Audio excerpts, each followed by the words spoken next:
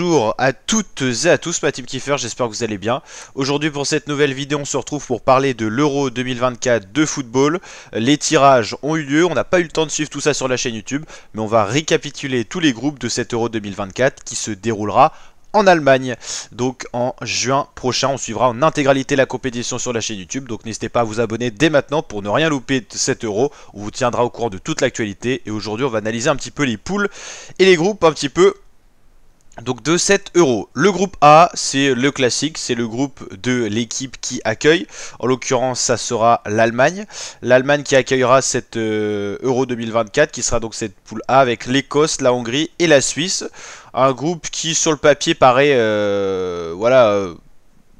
correct, il n'y a pas un gros niveau, mais normalement l'Allemagne pourrait bien s'en tirer dans ce groupe. Attention, l'Écosse a le montré, elle est capable de poser des difficultés aux belles équipes, comme à l'Espagne durant ses éliminatoires de l'Euro 2024. La Hongrie, qui avait été dans le groupe de la France, de l'Allemagne et du Portugal au dernier Euro et qui avait posé de gros problèmes sans se qualifier réellement. Et la Suisse, qui est une équipe qui a toujours eu un bon niveau, peut-être un petit peu moins bien en ce moment. Groupe B, là c'est un gros groupe avec de grosses équipes, on va y arriver. Espagne, Croatie, Italie, c'est une belle trilogie. L'Albanie aura du mal à s'exprimer dans ce groupe B avec quand même trois grosses têtes, Espagne, Croatie, Italie, même si c'est des équipes qui ne sont pas au summum de leur football, ce sont des grands noms du football international. Avec l'Italie qui est quand même 4 fois tenant du titre de la Coupe du Monde, l'Espagne qui a gagné une fois en 2010 mais qui a toujours eu un bon niveau, et la Croatie finaliste de la Coupe du Monde 2018 et qui a réalisé une belle Coupe du Monde au Qatar. Donc voilà, beau groupe pour le groupe B. Groupe C, Slovénie, Danemark, Serbie, Angleterre. Un groupe sympathique, peut-être plus ouvert qu'on le pense. C'est pas fait pour le Danemark, par exemple pour la première ou la deuxième place. L'Angleterre non plus. Attention à la Serbie et la Slovénie qui peuvent développer un beau football. A noter que la spécificité de l'Euro, c'est qu'on peut avoir, donc déjà dans tous les cas, on a les deux premiers de chaque groupe qui sont qualifiés. Les meilleurs troisièmes seront qualifiés également pour le tour suivant, pour compléter en fait les huitièmes de finale. Groupe D, on connaît que 3 équipes, il n'y aura pas que 3 équipes dans ce groupe, mais on a encore les barrages qui ne sont pas arrivés et qui arriveront en mars prochain pour déterminer les 4 dernières équipes manquantes de cet Euro. Donc pour l'instant on a Pays-Bas, Autriche, France, on attend de savoir qui viendra compléter ce groupe D. Pour l'instant c'est un beau groupe, un groupe où la France connaît bien les Pays-Bas parce qu'on les a eu dans notre groupe d'éliminatoires de l'Euro 2024. On connaît un peu moins l'Autriche mais il faudra s'en méfier aussi. Belgique, Slovaquie, Roumanie, petit groupe sur le papier. Turquie, Portugal, Tchéquie, un groupe qui joue mieux déjà sur le papier. Donc voilà, et on attend donc 4 équipes, non, il nous manque combien? 1, 2, 3 équipes plutôt. 3 équipes. Ça sera par les voies de la Ligue des Nations par rapport aux résultats. En fait, il y a une place pour la voie C, une place pour la voie B, une place pour la voie A. Sachant qu'il y avait beaucoup d'équipes de la voie A qui étaient déjà qualifiées. Il n'y avait que 3 équipes de la voie A qui n'étaient pas qualifiées. Pologne, Pays de Galles et Finlande. Non, ça me paraît bizarre que ça soit dans la Ligue A. Il doit y avoir une erreur là-dessus peut-être.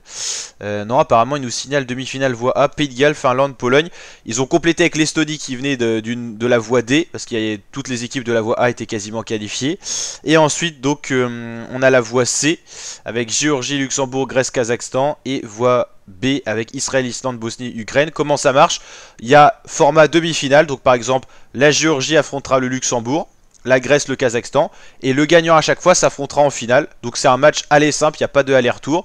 Donc par exemple le gagnant de Géorgie-Luxembourg affrontera le gagnant de Grèce-Kazakhstan, et ce gagnant de ce dernier match, donc en l'occurrence par exemple Géorgie-Grèce, accédera à la qualification pour l'Euro 2024. Pareil pour la voie A, B, C, donc 3 équipes encore qui restent à déterminer. Demi-finale, finale, et ça permet de décrocher un ticket pour aller à la compétition. Donc il y a encore de belles équipes pas qualifiées. La Bosnie, c'est une équipe difficile à jouer, l'Ukraine aussi.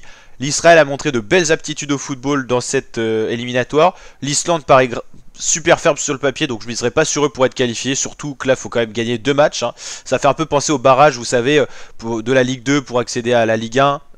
Voilà, donc c'est un peu ce principe-là. La voie A, l'Estonie, je les vois pas se qualifier, ils viennent de la voie D. La Finlande, ça sera juste, donc je pense, soit Pologne, soit Pays de Galles pour la voie A, soit Israël, soit Ukraine ou Bosnie. Pour la voie C, la Géorgie, ça joue bien, équipe entraînée par Willy Sagnol, et je dirais aller la Grèce, quoi.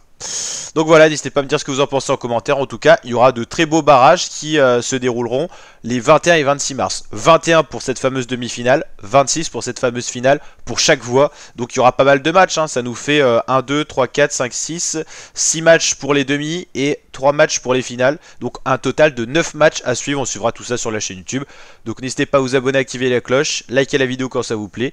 Et je vous dis à très bientôt ma team pour de prochaines vidéos. Ciao ciao.